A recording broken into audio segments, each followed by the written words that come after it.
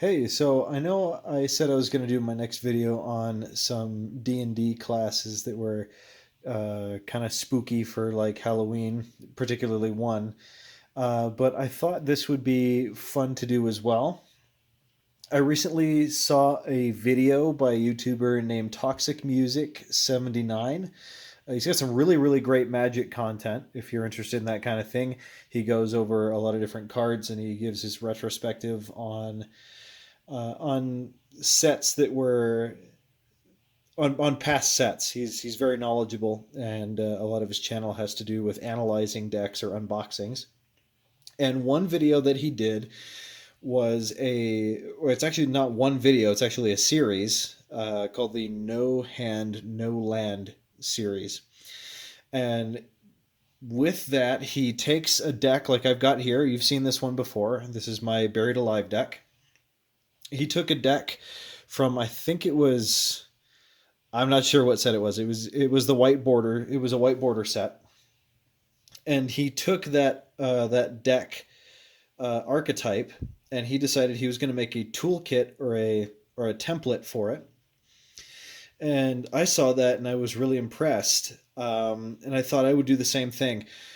So what a template is he's taken that deck type and he has put together a pool of cards that he can draw from to transport or port over that deck into different formats.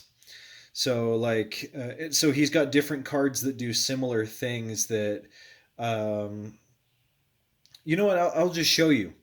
So very briefly, we'll go over the Buried Alive deck again. You've seen it before, and so this is just kind of a reminder. And I'll show you why I have it arranged this way.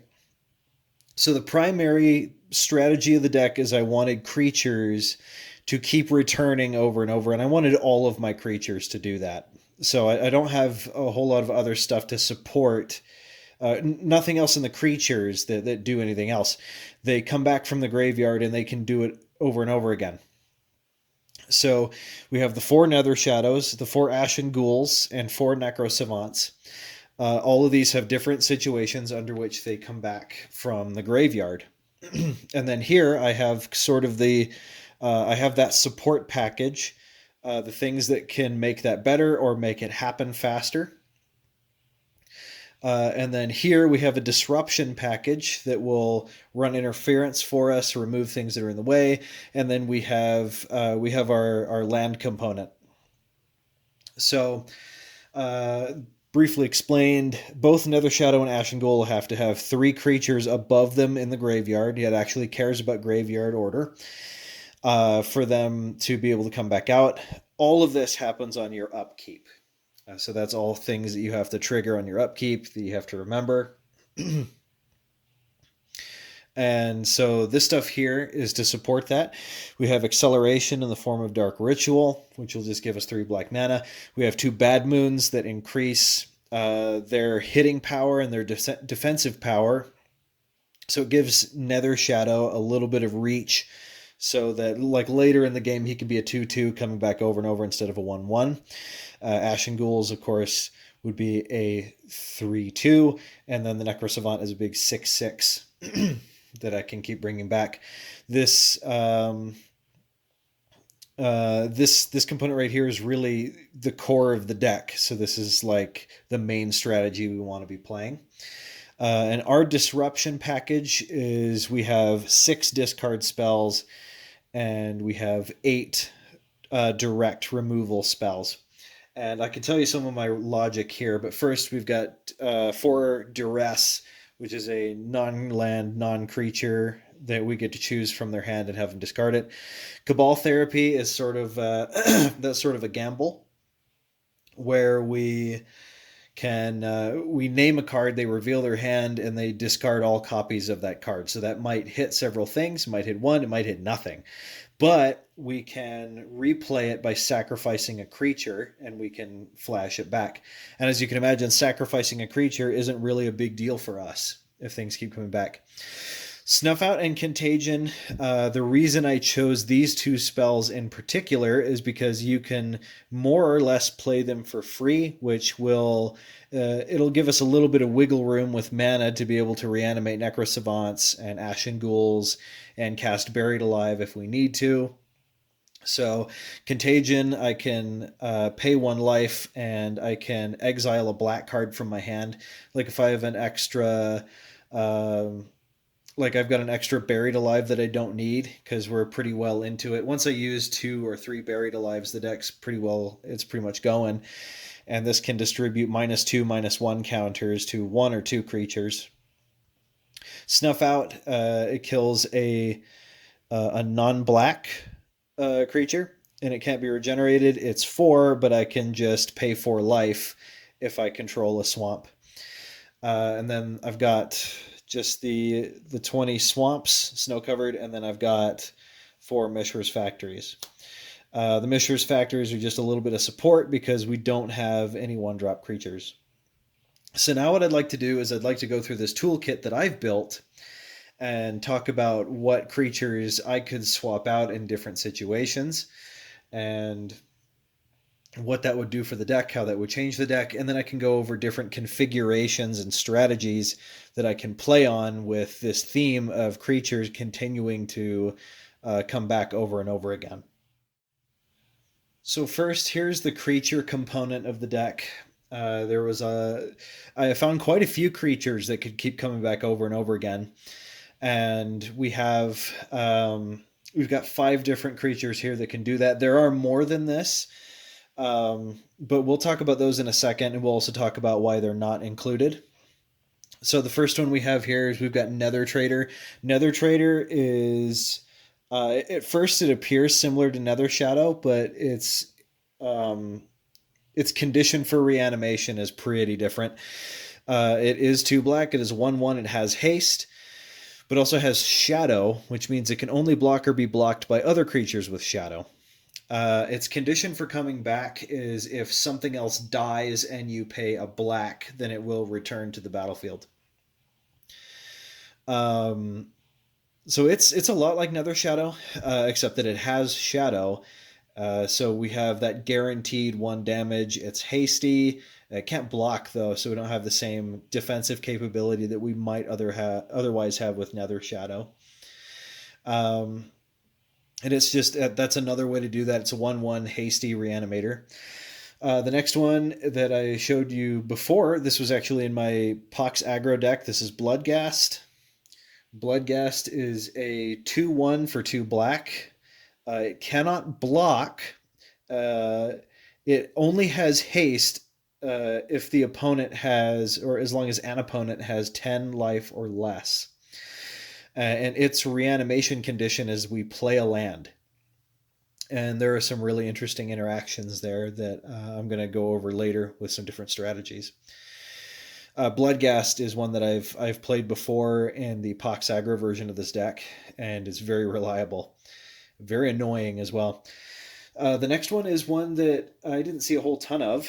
It's Reassembling Skeleton.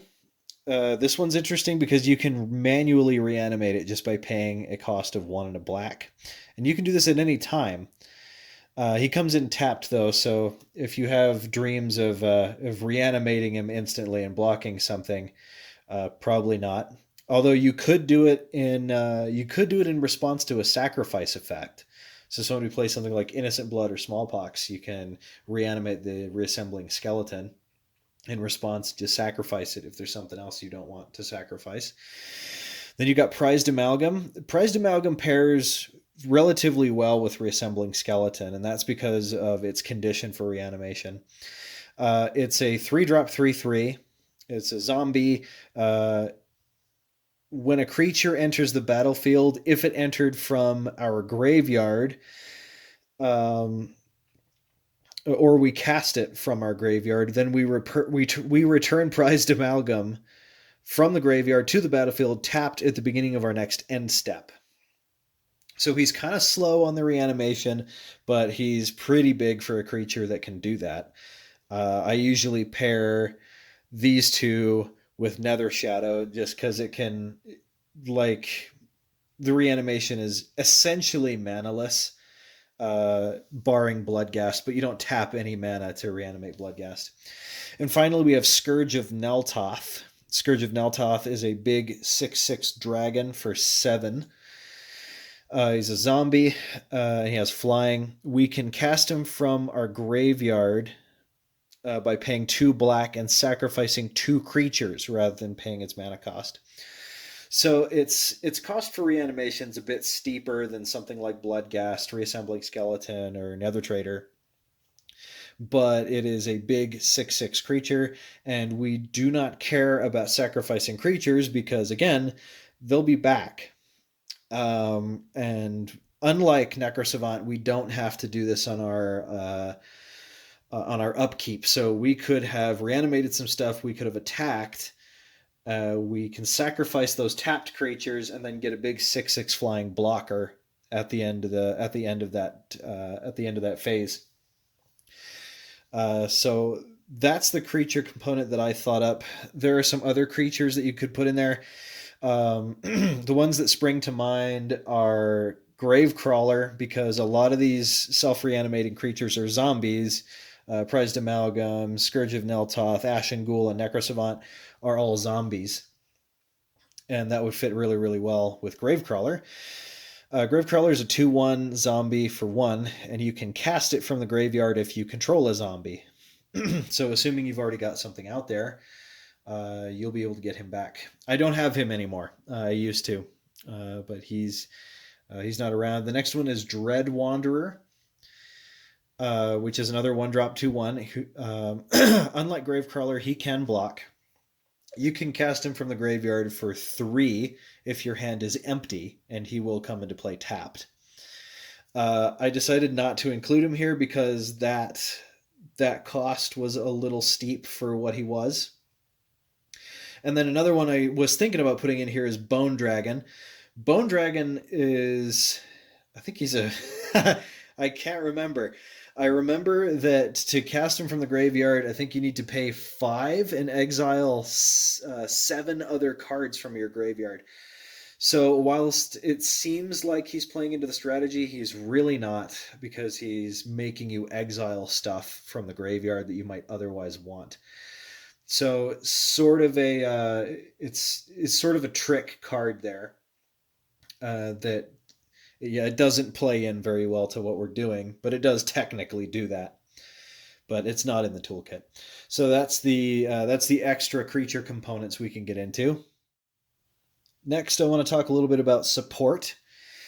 So this is mainly regarding getting things into the graveyard that we would want in there. So this is kind of pertaining to Buried Alive, although you could argue that it could fit into this slot here with Bad Moon and Buried Alive. One of the obvious ones is something like Zombie Infestation. So I can just discard 2 cards from my hand. Like, let's say I've got I have some stuff that would come out faster from the graveyard. I can discard 2 cards, and I can put a 2/2 black zombie creature token into play, and I can do that at any time. So if somebody's swinging in, I can do that to block an incoming attack, and also get my guys in the graveyard if I don't have the mana to just cast them. I used to use this in early iterations of the Pox aggro deck. Entomb is a great example of what we want, getting stuff in the graveyard. The only problem with Entomb with a deck like this is that it doesn't have the same kind of power that Buried Alive has. Buried Alive is like Dark Ritual for the graveyard stuff that's going on here. But Entomb, like I've had times in the past where Entomb, like I entombed a Scourge of Naltoth and reanimated it. But we'll talk about manual reanimation later. Collective Brutality is actually a card that I used in Pox Reanimator aggro. It's really, really good. It's a toolbox card. That's interesting. It's a toolbox card, 2-drop sorcery, and you can escalate it by discarding cards. And that's both hand attack, that's you can deal 2 damage to a player, and you can gain 2 life, or you can give -2/-2 to a creature. So it's like you can hit their life, you can hit their creature, or you can hit their hand, and you can do all three if you discard cards. And sometimes discarding cards is something that you really want to do. And our last option for support, speaking of discarding cards, is a really fun card that I've tried before. This is One with Nothing. This is a card that at first looks like it has a lot of potential, and it's currently in a toolbox that gives it a lot of potential. It's a 1-drop black instant that says discard your hand. It's a really interesting way to get hellbent, but the main purpose of it is, let's say I want to run really creature heavy. So like I've got these guys, but I've also got Nethertraders and Bloodghasts and some prized amalgams. So there's going to be a lot of creatures, and my chances of drawing One with Nothing is that suddenly becomes very good, because I can just go, oh, I pay a mana and I discard all of this stuff. You can choose what order those creatures go in when they first enter the graveyard. So it could go Nether Shadow, Ashen Ghoul, prized amalgam, and something else. But that Nether Shadow on the bottom is going to reanimate and bring those prized amalgams with him on the very next upkeep. Which, by the way, I could do One with Nothing at the end of their turn, discard that hand. On that upkeep, I get Nether Shadow, draw a card, and then on the end step, we get the two prized amalgams. So an interesting card. It has a lot of potential. I want to try it. So this is sort of the alternate support package of just getting stuff into the graveyard and different ways to do that. The most effective way, obviously, is using something like Buried Alive or Entomb. But, sometimes you end up with stuff in your hand, and something like Collective Brutality and Zombie Infestation really turns those otherwise dead and waiting cards like 4-drop Ashen Ghouls and Necrosavants into fuel that can later be sacrificed to bring back Necrosavant or bring back the Scourge of Naltoth, because it's creating sacrifice fodder. Okay, so next we have our disruption package. So this is going to be focusing on the discard component of the original deck. Originally, we have Duress and Cabal Therapy. Both of those have performed fairly well. Cabal Therapy with far more mixed results, but that's to be expected. My obvious choices here were these 3 spells. There are other very obvious choices that I can't throw in here because other decks are currently using them, one in particular. The 3 here, I have Wrench Mind. Wrench Mind is a 2-drop sorcery. Target player discards 2 cards from his or her hand unless he or she discards an artifact card from their hand. This has 2 potential uses. A, it's hand attack against the opponent, or it's more discard fodder for ourself if we have to. So if we don't want to run something like Zombie Infestation in lieu of more disruption, we could actually target ourself with Wrench Mind and then just discard 2 creatures. A spell that's a little less safe to do that with is Hymn to Turok. Same basic idea, except it's a lot more powerful. It is a 2-drop sorcery. Target player discards 2 cards at random. So they don't choose. They got to shuffle their hand and just discard 2 at random. And that's those two are possibilities. And then lastly, we have Unmask. Unmask is very much like Thoughtseize, except it plays into this theme of having alternate mana costs that make things a little lighter on us so that we have mana to spare for later. Unmask is a 4-drop sorcery. You may exile a black card from your hand rather than pay Unmask's mana cost. Target player reveals his or her hand, and you choose a non-land card from it. That player discards that card. So those are the 3 disruption cards that I was thinking. Unmask, I think, is fantastic because it plays into the Snuff Out Contagion idea. So we've got alternate mana costs. We can cast these things on the cheap so that we have mana to spare to cast our Ashen Ghouls and our Necrosavants and whatever else that we want to do from the graveyard and still get that disruption in. Obviously, you can put in something like Thoughtseize, Inquisition of Kozilek. You can throw in Blackmail, and that's all stuff that could go in here. I might put Blackmail in here actually because it's that makes a lot of sense to me. They don't have the replayability that something like Cabal Therapy does, but they're a lot more accurate, especially something like Unmask. That's going to complement Duress really well. And that's what I thought up for, like, at least the hand attack portion of the disruption package. For direct removal, in order to replace something like Snuff Out or Contagion, or not even replace, these could actually complement rather well. We have two here. We have an enchantment and we have an instant.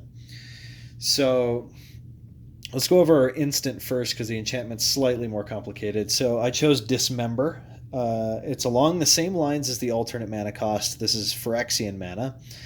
It's 1 and 2 Phyrexian black. And if you don't know what that means you can pay 2 life instead of playing in black. So you could play this for 1 colorless and 4 life instead of 1 and 2 black. And it gives the target creature -5/-5 to the end of the turn. That's pretty hefty. It kills most things. Most things that would be commonly seen.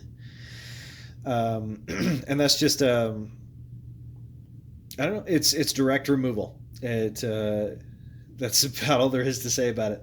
The next is something like Withering Wisps. Withering Wisps. I chose this over Contagion because we're playing Snow Swamps down here, and it just kind of fit. Withering Wisps is a 3-drop enchantment, 1 and 2 black. At the end of any turn where there are no creatures in play, bury Withering Wisps. So you'd run multiples of these because in an event that you clear the board with it, you're going to lose it. Unless, of course, you reanimate something in order to stop that from happening. So its ability is Withering Wisps deals 1 damage. So you pay a black. It deals 1 damage to each creature and each player. You cannot spend more black in this way each turn than the number of snow-covered swamps you control.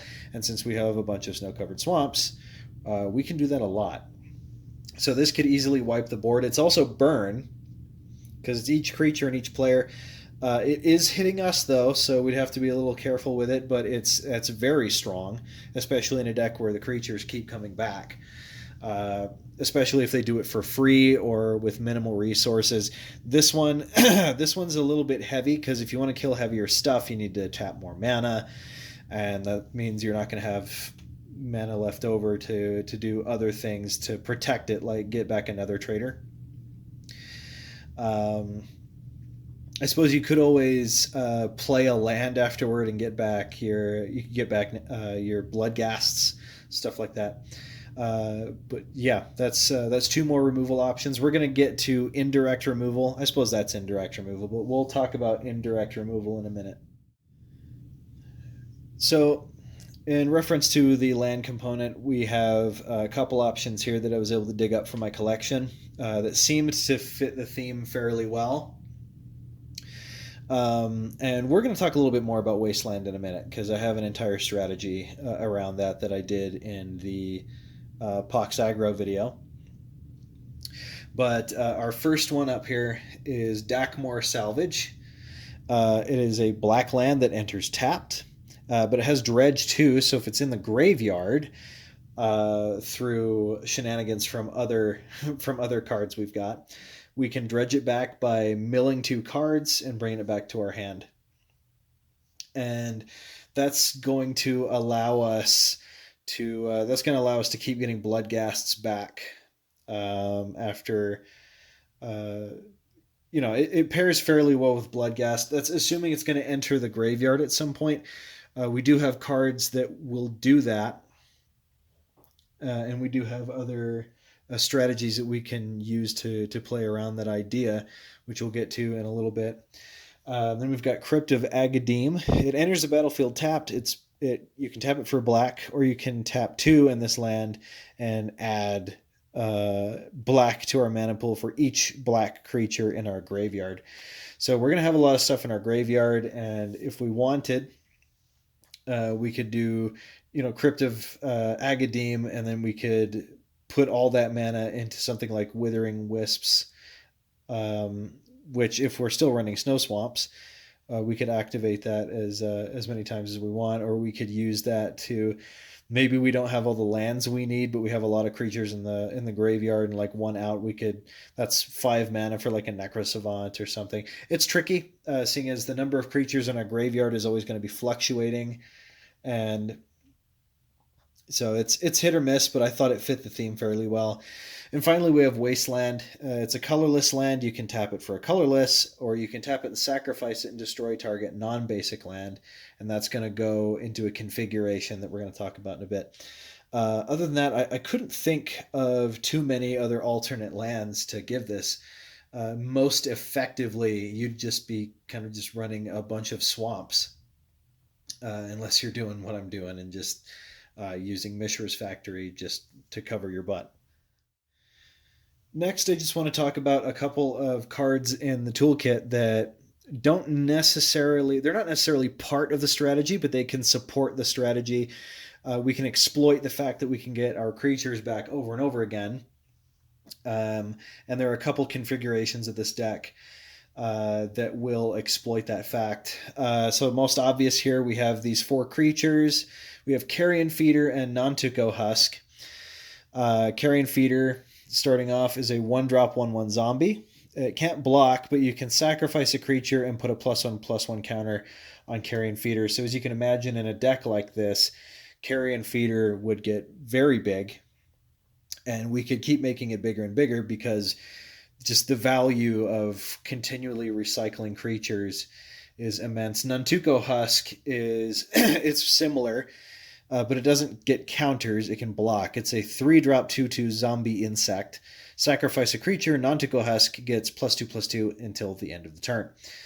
So, yeah, as you can imagine, these two would get very big, and we'd be able to hit with creatures bigger than we might otherwise be able to generate using our strategy. Okay, so next is this instant Plunge into Darkness. You got 2 options here. So this is an instant for 1 and a black, and you can choose 1, sacrifice any number of creatures, then you gain 3 life for each sacrificed creature. That's the main one we would use.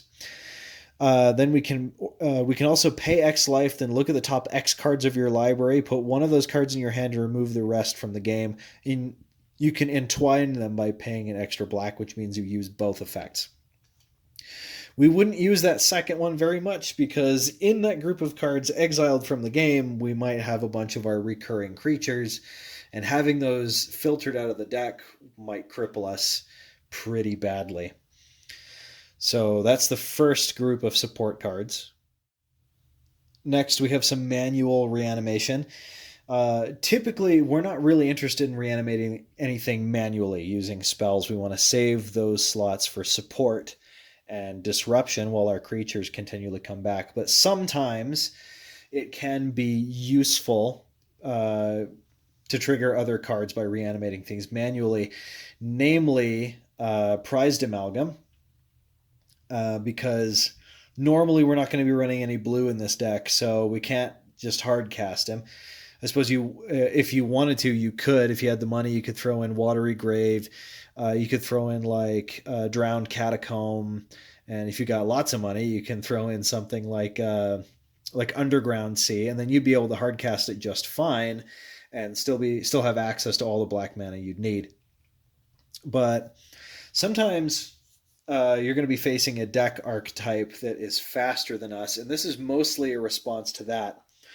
So particularly with Reanimate, I wish I had a couple more of these. But Reanimate, the star of the show here, it is a 1-drop black sorcery. Put target creature card from any graveyard into play under your control. Lose life equal to that creature's total casting cost. So sometimes we just need something big out right now, and we need it to fight for us and protect us and block. So that's going to, normally if I'm targeting something, this is going to sound kind of hefty just because the mana cost is up there, but we're going to be targeting Necrosavant, and we're going to be targeting um, Scourge of Naltoth. They're the big beaters in this strategy, and sometimes you need them out sooner rather than later. Maybe you don't have two creatures, maybe you don't have 5 mana, but you need them out there. So you just reanimate him. You take the life loss, but you've got a big creature that's going to swing harder and hopefully do more damage than you took from just casting the reanimate. And again, that's going to trigger something like prized amalgam. So if you manage to reanimate that Scourge of Naltoth, yeah, you lost 7 life, but you have a 6/6 flying beater, and however many prized amalgams were sitting in the graveyard with him. So let's say you get to Dark Ritual, a Buried Alive, you throw your Scourge of Naltoth and two prized amalgams in there. Next turn, you reanimate that Scourge of Naltoth, and you've got 12 power on the board. So that could do something. You took 7 damage doing it, but that's a way to do it. Unearth, slightly less useful, but let's say, I mean, I've run versions of this deck where I have nothing over 3 mana creature wise. So this is like reanimate, but for creatures with mana cost 3 or less, and you don't lose any life. Or you can cycle it for 2. And you can cycle it as an instant, so that's nice.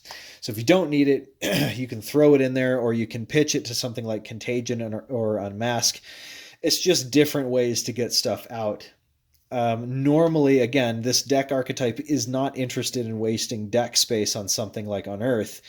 But you never know. So maybe Reanimate could be something like a sideboard card against a faster deck.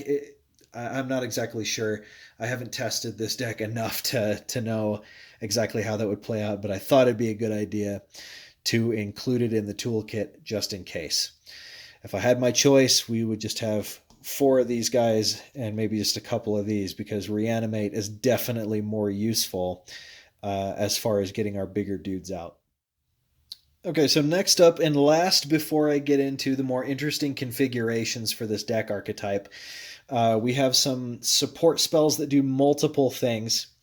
Killing Wave was something that really caught my eye. This is a sorcery that's 1 in X. It says for each creature, its controller sacrifices it unless he or she pays X.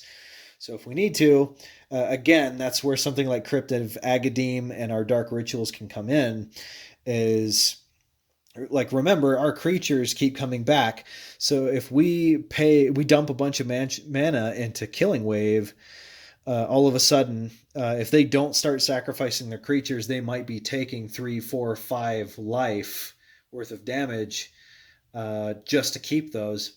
So that puts a little bit of pressure on, whereas we can happily just sacrifice our creatures and get them back next turn, or even the same turn if we just play a swamp and get back our Bloodghasts and something like prized amalgams, or we're throwing stuff on top of Nether Shadow, and that's going to reanimate and cause a chain reaction, or anything like that. So Killing Wave could be very, very good. It's in the toolkit because it was an interesting idea along the same lines of Plunge into Darkness, where it's not something you would use like all the time, but it could be an interesting niche card.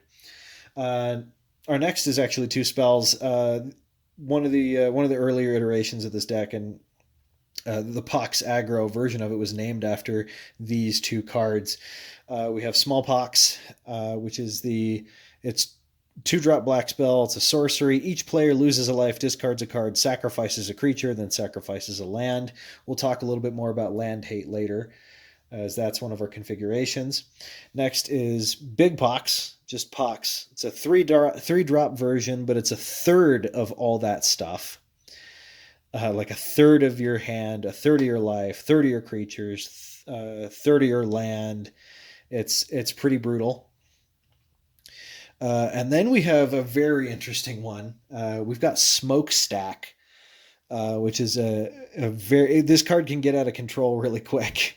But in a deck like this, Survivability is pretty high, and if we have the right creatures, we can function off of really low resources. But at the beginning of your upkeep, oh, sorry, this is a 4-drop artifact. At the beginning of your upkeep, you may put a soot counter on Smokestack, so you can start this whenever. At the beginning of each player's upkeep, that player sacrifices a permanent for each soot counter on Smokestack. So Smokestack can really cause some damage, especially if they don't have the same ability to bounce back and recycle creatures and different resources like we might with different configurations. Don't get me wrong, that's still a really risky card to use, but every time I've used it, I've had a great time. It's pretty great. This is also useful if we're using really mana light stuff, like we're using Contagion, Snuff Out, Unmask. We can continue to play while Smokestack slowly ticks up and resets the board, or at least until it kills itself. But we're going to be playing those very light mana spells. We have a creature configuration explored in Pox Aggro where the creatures can effectively continue reanimating for free. I'm specifically referring to Nether Shadow and Prized Amalgam. That combination of cards can set up, if there is a constant stream of sacrificing, it can be a never-ending reanimation loop. And that'll allow you to continue fighting through Smokestack, especially because Nether Shadow has haste. It's a fun way to play the game. Okay, I think that's it for the interesting support cards. I want to get into a couple of configurations now. Okay, so this is the resource denial configuration, and this is way overboard. Like, you wouldn't put like 4 copies of each of these in one deck. It would be a nightmare, although probably kind of fun. Oh, I forgot one over here, and we'll talk about all these.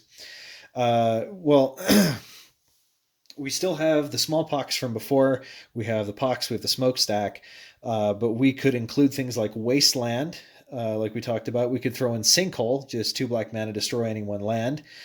And then the Wastelands have an interesting interaction with Crucible of Worlds and with Bloodghast, where we can sacrifice Wasteland, replay it with Crucible of Worlds after destroying a land, and that would trigger Bloodghast reanimations, which could trigger Prized Amalgam reanimations. Then we have the Smokestack killing everything. Next, I want to talk about a really, really terrible enchantment I found. Terrible in the sense that it's really awesome, and I want to use it, kind of. This is Desolation. It's 1 and 2 black. It's an enchantment. At the end of each turn, each player who tapped a land for mana during that turn sacrifices a land. If a Plains is sacrificed in this way, Desolation deals 2 damage to that Plains' controller.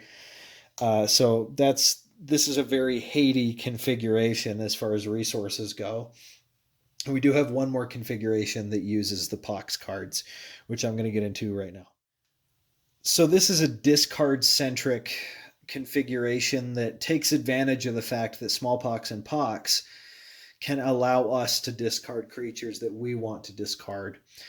Along with Pox and Smallpox, we're also going to be running Hymn to Turok and Unmask, and probably something like Collective Brutality, just because of its sheer versatility. But what I wanted to point out was the possibility of using Shrieking Affliction and the Rack.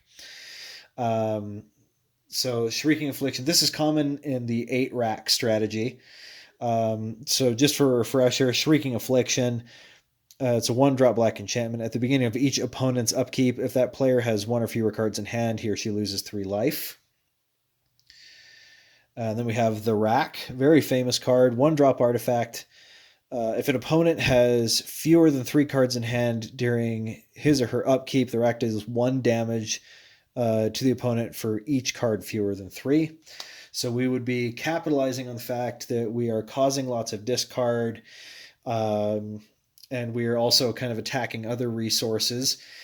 And this is a configuration that I've jokingly called Hate Rack, because it hates on everything. It kills land, it kills hand, it kills creatures, it kills your life directly, as well as capitalizing on getting our reanimating creatures into the graveyard.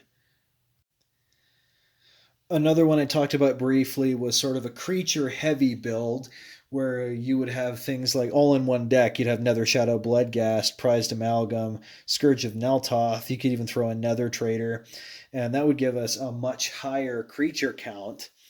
And then we would just use cards as it's like a discard fest. We would just use One with Nothing, Collective Brutality, Zombie Infestation, all of which are, I mean, at least these two generating lots of value. This one just straight up dumping our hand. Like if we draw a One with Nothing and then a bunch of other creatures, we can literally just throw our hand away and start reanimating those as quickly as possible. This is a way to do that. So this would be like we would be getting rid of a lot of the disruption package, some of the support package. Instead of waiting for Buried Alive, we would be probably either we'd be waiting to discard to get value off of Zombie Infestation, things like that. I don't know if it would play any faster, but it would be a very interesting way to do the deck. And that's it. I mean, this is the whole toolkit. That's what it looks like. It all fits into this little box, which, if I wanted, I could haul around with this deck. I hope you enjoyed it. I know this video was kind of long, it was kind of rambly, but I had a lot of fun making it, and hopefully I've drawn attention to Toxic Music 79's channel. Once again, that's Toxic Music 79, and he primarily does Magic stuff, but sometimes he does unboxings for things like music as well. So definitely go give him a look. He's a lot of good insight into playing Magic on a budget and toolkitting and old Magic products that are really fun to look at. So, all right, we'll see you in the next one. And in that one, I'm definitely going to be talking about my favorite class for D&D and a nice spooky one for Halloween, the Necromancer, very much in flavor, especially with the deck I've been talking about the entire time. Anyway, my voice hurts. I'm going to go drink something. We'll see you in the next video.